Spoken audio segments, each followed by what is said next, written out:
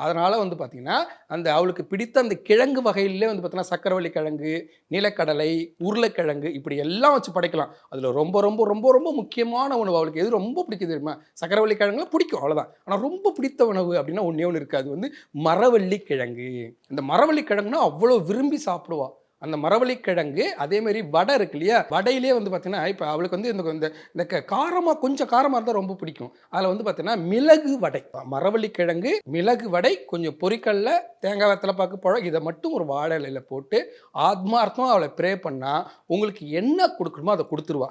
அதில என்னென்னலாம் அவ குடுப்பா அப்டின்னா, சகோதர வழியில் துரோகம் இழைக்கப்பட்டால், இப்ப அண்ணன், தம்பி சண்டப்பா. அண்ணன் வந்து தம்பிக்கு நெறைய சொத்த ஏமாத்தி ஊர விட்டே தொரத்திட்டான். அந்த பிரிவினைக்கு, அந்த ஏமாற்றத்துக்கு கண்டிப்பா தண்டி என்கிற வாராகி தண்டனை குடுத்து, உனக்கான வாழ்வியல குடுப்பா. யார் முன்னாடி நீ கேவலப்பட்டியோ அவங்க முன்னாடி ஜெயிச்சு வாழ வைப்பா. குறைந்த விலை, நிறைந்த தரம். தங்கள் தேவைகள் அனைத்தும் ஒரே இடத்தில். ஜெயச்சந்திரன்.